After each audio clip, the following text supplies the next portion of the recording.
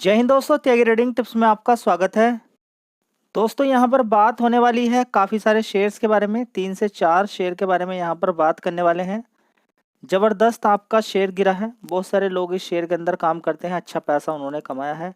33 rupees के आसपास cover ये शेयर किया था, ऊपर 56 रुपीज़ के आसपास लगभग इस शेयर ने मारा है, यानी कि 54 रुपीज़ तक ऊपर की तरफ गया है। ठीक है, तो इसी तरीके से पैसा बनता रहता है, बीच बीच में अच्छी कंपनियां गिरती रहती हैं। अगर किसी को ऐसा डाउट है, ऐसा लगता है कि शेयर मार्केट के अंदर कोई शेयर जिसका मार्केट कैप ज़्यादा है वो डेली ही भागता रहेगा, तो शायद आप पूरी तरह से गलत है।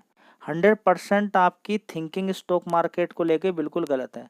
अगर आप ये लेकर आते हैं कि शेयर मैंने खरीद लिया है, ये भागता ही चला जाएगा, ज़्यादातर काम 100 में से 80% काम ऐसे का होगा। शेयर नीचे गिरेगा फिर बढ़ेगा, गिरेगा बढ़ेगा। आपको ये बात अपने दिमाग में ठान लेनी है, अपने दिमाग में बैठा लेनी है सारी चीज़ें कि स्टॉक मार्केट के अंदर ज़्यादातर काम कैसे किया जाता है। ठीक है, जब आपको पता चल जाए कि इस तरीके से शेयर गिरते हैं बढ़ते हैं, गिरते हैं बढ़ते हैं, फिर आपके माइंड में एक्साइटमेंट नहीं आना चाहिए कि तेज़ी बन रही है किसी शेयर के अंदर, कूदे पड़े नहीं। पहले देखिए वो तेज़ी स्टार्टिंग की है या काफ़ी बड़ी तेज़ी बन चुकी है। उस तेज़ी के साथ मार्केट कैप भी देखिए, प्रीवियस देखिए कि 5 साल में कितना तेज़ी बनी है, 4 साल में, 1 साल में कितनी तेज़ी बनी है, तब जाके आप सही पॉइंट पर पहुंचोगे।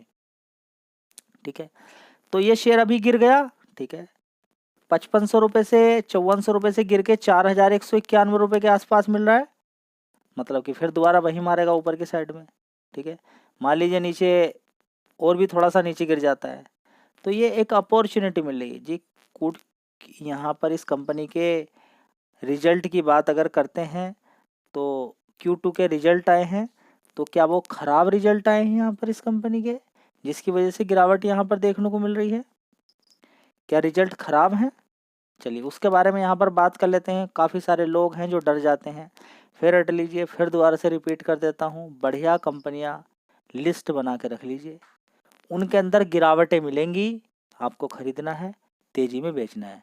जो आप काम कर रहे हैं, कोई नौकरी कर रहे हैं, कोई बिजनेस कर रहे हैं, उसके अंदर मग्न रहिए। ज़्यादा परेशान आपको नहीं होना है। स्टॉक मार्केट के अंदर आइए, वीडियोस देखिए, इतनी सारी कंपनियां आ गई हैं, इतनी सारी कंपनियां आ गई हैं, कहीं ना कहीं वो भी अच्छी कंपनियों की लिस्ट इतनी बड़ी है कि कोई ना कोई कंपनी आपको गिरावट में मिलती रहेगी। लेकिन अगर आपका मूड ये है कि आज मैं शेयर खरीदूं आज ही भागूं, नहीं, आपका प्रॉफिट डायरेक्टली प्रोपोर्शनल किसके है जी, किसके? बड़े प्लेयर की पोजीशन के ऊपर।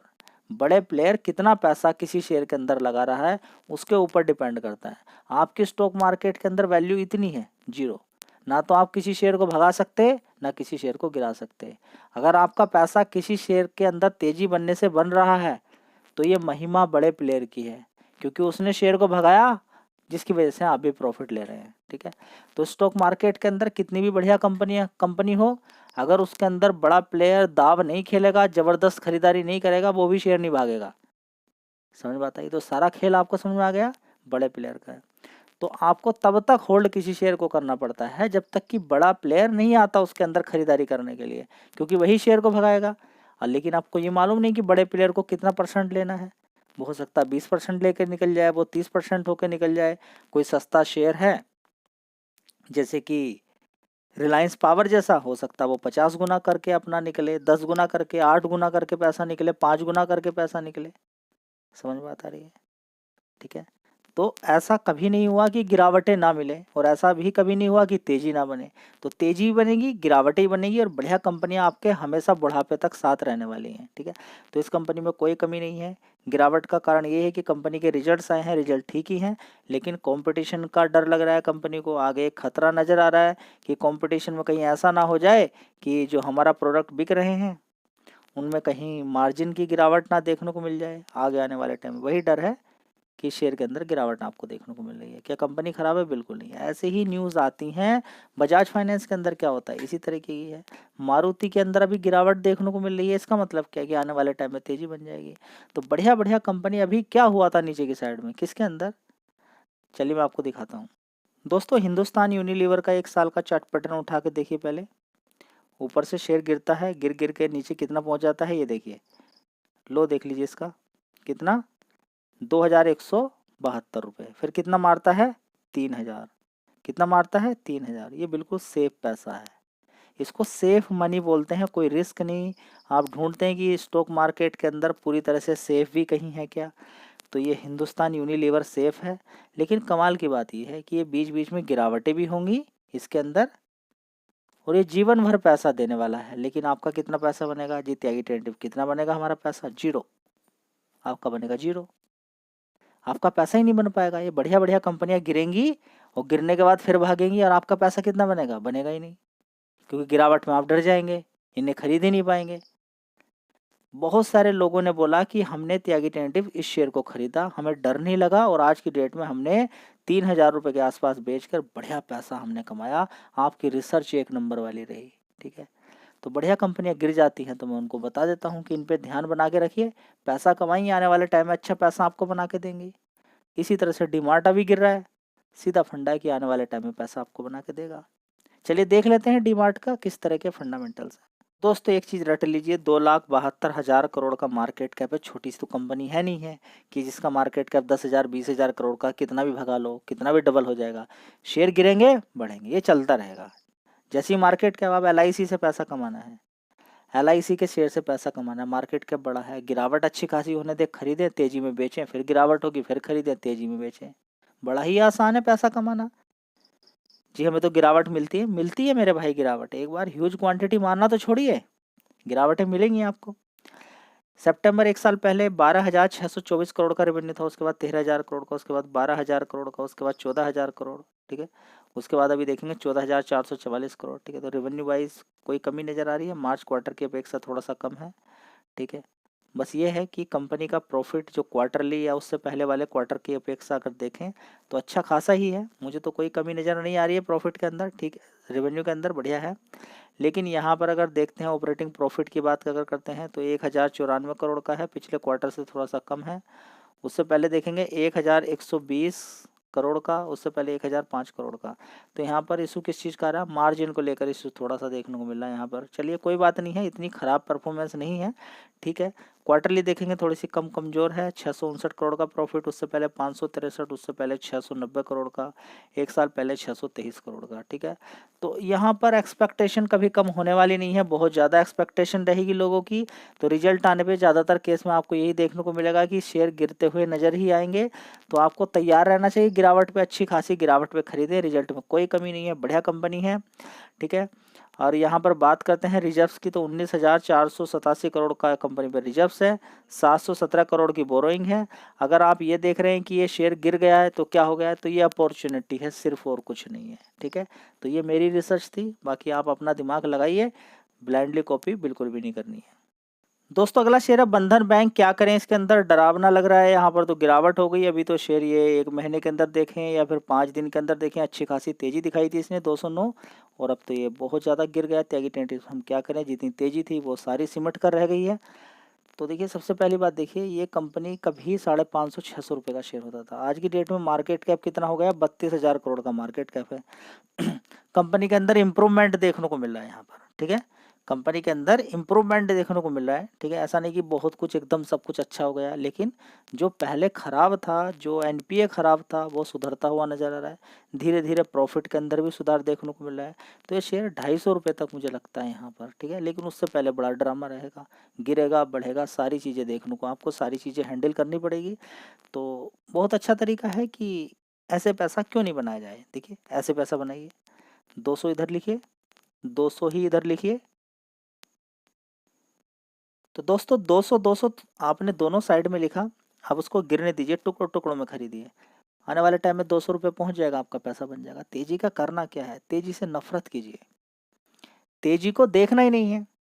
अगर आप तेजी तेजी करते चले गए और आपकी बात नहीं मानी गई, आपने शेयर खरीदा इसलिए कि ये शेयर भागेगा, यहाँ से तेजी दिखाएगा। अगर उसने तेजी नहीं दिखाई लेकिन वो मजबूत था, आने वाले टाइम में वो वहीं पर जाता जहां आपने आपने टारगेट सेट करके रखा। लेकिन जब आपने कहा तब नहीं गया वो। ज़्यादातर केस में ऐसे ही होगा। आप टाटा पावर करते थे, आपने खरीदा, लेकिन टाटा पावर नहीं भागा उस समय जिस समय आप सोच रहे थे, आपने बेच दिया। उसके बाद देखिए तेजी तेजी आज कहाँ पर है। ठीक है, तो स्टॉक मार्केट आपके अकॉर्डिंग काम करेगा ही नहीं, वो अपने अकॉर्डिंग काम करेगा। कभी कभी कोई शेयर इतना धीरे धीरे धीरे भागेगा, आप उम्मीद भी नहीं कर सकते, एक दिन की और तेज़ी बनेगी और वो वहीं पहुंच जाएगा जहां पर आपने टारगेट सेट किया था। ठीक है, तो चाहो तो शेयर पर फोकस कर सकते हो, अच्छा पैसा आपको बना के दे सकता है। लगातार अगर आप मेरे चैनल को देखते हैं तो फेडरल बैंक नीचे की साइड में कितने पे होता था, नीचे 120 रुपये से ऊपर 130 रुपये तक, 140 150 रुपये तक काम करता था शेयर, नीचे की तरफ शांत बैठा हुआ था। तब मैंने आपसे बोला था 250 रुपये तक ये शेयर आने वाले टाइम में जा सकता है। सबसे पहले 175 200 और आने वाले टाइम में फिर 250, इस तरीके टारगेट आपको बताए थे। कितना ऊपर मार चुका है, 206 रुपये। अब ये धीरे धीरे गिरेगा, गिरने के बाद फिर बढ़ेगा, ये सारी काम चलते रहेंगे। ठीक है, गिरावट तेजी होगी, तेजी होगी 197, उसके बाद नीचे गिरावट होगी 185 और 185 से फिर यहाँ से सीधा सीधा कितना जाएगा, 205 206 मार देगा। अच्छा पैसा लोग बनाकर लेकर चले जाएंगे। ठीक है, तो लोग गिरावटों पर खरीदते हैं, उनको समझ में आ गया है कि स्टॉक मार्केट के अंदर गिरावट जरूर होगी और तेजी भी जरूर होगी, लेकिन फिर भी अभी आप बहुत पीछे रह रहे हैं कि आपको या तो यही है कि तेजी तेजी बननी चाहिए या स्टॉक मार्केट ख़राब हो चुका है, पता नहीं कैसे काम करता है, नहीं समझ में आ रहा है, ये सारी चीज़ें हैं। तो गिरावट को देख के इतना ज़्यादा उतावलापन या तेज़ी को देख के इतना ज़्यादा उतावलापन, डर के बेच देना, भाग जाना, इनसे कुछ होने वाला है? कुछ कमा के जाएंगे नहीं आप स्टॉक मार्केट से, सारा पैसा खोकर जाओगे। बड़ा ही आसान है, अपने आप को चेंज कीजिए, किसी एक शेयर को बोलिए कि मैं पूरे प्रोसेस के साथ काम करूँगा जो त्यागी ट्रेडिव्स ने आपको बताया है। उसके बाद देखिए आपकी ट्रेडिंग स्टाइल, इन्वेस्टिंग स्टाइल सारा चेंज होने वाला है। उसके बाद आप ज़बरदस्त पैसा कमाओगे और गिरावट पर आपको जो खुशी मिलेगी उसका वर्णन ही नहीं किया जा सकता है। जब भी कभी मैं बात करूँगा यहाँ पर गिरावट की और उसके अंदर आपके इमोशंस रहेंगे, आपका एक मैसेज आएगा और आप कहेंगे कि ये गिरावट तो मुझे चाहिए थी। आप गिरावट के खिलाफ बात ना करें, गिरावट ही चाहिए। ठीक है, अगर आप खुलकर यहाँ पर बोलें कि फेडरल बैंक बढ़िया है, आने वाले टाइम में 300 रुपये जा सकता है, मार्केट कैप भी इस कंपनी का कम है, कितना मार्केट कैप है, 48,000 करोड़ का, मुझे ये शेयर नीचे की साइड में फिर 150 रुपये चाहिए, तब है कमाल की बात। और क्या बोलेंगे आप कि थोड़ा थोड़ा मैं करके खरीदूंगा। एक ने मैसेज भेजा भी है, उसने बोला है कि देखिए मैं इस तरीके से कर रहा हूँ, कोई गलत तो नहीं कर रहा हूँ, चलिए देख लेते हैं। तो दोस्तों देखिए यहाँ पर पूरी ट्रिक के, देखिए मैंने आपसे क्या बोला है कि मैं किसी भी शेयर को आपको ये नहीं बताऊंगा कि आपको खरीदना है कि नहीं खरीदना है। मैं अपना जो विचार है मैं आपको यूट्यूब पर रख देता हूँ, अलग से आप पूछेंगे कि इसको खरीदे नहीं खरीदे, नहीं, सारी रिसर्च मैं आपके सामने रख देता हूँ कि मुझे पर्सनली मन्नापुरम फाइनेंस अच्छा लगता है, मुझे अच्छा लगता है तो जरूरी नहीं कि आपको भी अच्छा लगना चाहिए। ठीक है, सारी चीज़ें मैंने बता के रखी, लॉन्ग टर्म में भी कोई खास तेज़ी नहीं बनी है। गोल्ड लोन के बदले में आपको गोल्ड लेके लोन आपको देता है मुथूट फाइनेंस की तरह, अच्छा पैसा आपको बना के दे सकता है आने वाले टाइम में। ठीक है, 203 पे आपने खरीदा, ऊपर की साइड में 230 236 रुपये लगभग इसने मारा, आपने गिरावट पे खरीदा, आपने पहले से ही डिसाइड किया कि 3 टुकड़ों में खरीदना है। 30% माल जो खरीदा आपने, इसका मतलब क्या है कि आप 3 टुकड़ों में खरीदना चाहते हैं। फिर आप नीचे की साइड में 175 पे खरीदने के लिए बोल रहे हैं। ठीक है, और उसके बाद फिर नीचे की साइड में 50% या फिर 30% माल आप खरीदने के लिए बोल रहे हैं। ठीक है, तो ये एक स्ट्रेटजी है, ऐसे ही अगर काम करोगे तो स्टॉक मार्केट में आपका कोई कुछ बिगाड़ ही नहीं सकता। होता यह है कि जब भी कभी आप शेयर खरीदते हैं उसके अंदर थोड़ी सी बड़ी गिरावट होती है। ठीक है, लेकिन आपने ह्यूज क्वांटिटी मार दी तो सारा खेल खत्म हो गया। तो पहली किस्त जैसे ही मारी 30% पैसा, अब वो गिर रहा है तो गिर रहा है तो गिर रहा है, गिर रहा है तो गिर रहा है, गिर जाने दो। जबरदस्त वो गिरा, आपने नहीं बनाया एवरेज, जब जबरदस्त गिर गया तब आप उसके अंदर आए कूद के एवरेज बना के कि कंपनी अभी गिर रही है, आने वाले टाइम में अच्छी परफॉर्मेंस दिखा सकती है। समझ बात आ रही है? चलिए दोस्तों, अगला शेयर है रिलायंस इंडस्ट्री। इस कंपनी के भी रिजल्ट आ चुके हैं, जैसे पहले रिजल्ट थे वैसे ही रिजल्ट आए हैं, कोई खास तेजी नहीं है रिजल्ट्स के अंदर, ना ही कोई खास बड़ा जंप आपको देखने को मिल रहा है। ठीक है, तो रेवेन्यू वाइज देखें, ठीक है, प्रॉफिट में थोड़ा सा जंप देखने को मिल रहा है। चलिए एक बार देख लेते हैं किस तरह के रिजल्ट आए हैं, लेकिन रिजल्ट्स देखें ना देखें इसके अंदर तो गिरावट, गिरावट के बाद तेजी, गिरावट, तेजी, ये चलता रहेगा, क्योंकि निफ्टी 50 का अच्छा वेटेज रखती है, तो कंपनी के अंदर ये सारे मूवमेंट आपको देखने को मिलते रहेंगे। तो दोस्तों अगर देखने की कोशिश करते हैं, सितंबर क्वार्टर एक साल पहले 2,31,000 करोड़ की सेल्स थी, उसके बाद 2,25,000 करोड़ की, 2,36,000 करोड़, उसके बाद 2,31,000 करोड़, उसके बाद देखेंगे 2,31,000 करोड़ की सेल्स देखने को मिल रही है। ठीक है, तो 2,31,784 करोड़ की थी, अभी भी 2,31,000 करोड़ की है। उससे पहले क्वार्टर में 2,36,000 करोड़ की थी। ठीक है, तो जैसे पिछली बार रिजल्ट आए हैं उससे थोड़े से कमज़ोर ही रिजल्ट हैं। ठीक है। इसी तरह से प्रॉफिट देखेंगे 19,327 करोड़ का है। इससे पहले 17,445 करोड़ का था, उससे पहले 21,000 करोड़, उससे पहले 19,000 करोड़, 19,641 करोड़, उससे पहले 19,800 करोड़। ठीक है। तो पिछले क्वार्टर से, सितंबर क्वार्टर से तो कमज़ोर ही रिजल्ट हैं, इतने अच्छे रिजल्ट नहीं हैं। ठीक है। लेकिन कंपनी के अंदर 19,323 करोड़ का प्रॉफिट भी कम नहीं होता है, ये भी कम नहीं होता है, लेकिन हर किसी को या हर ब्रोकरेज फर्म को ज़्यादा से ज़्यादा ही चाहिए। तो कल क्या गिरावट इसके अंदर होने वाली है? देखिए ऑलरेडी गिरावट हो चुकी है, कुछ कहा नहीं जा सकता कल गिरावट होगी क्या नहीं होगी।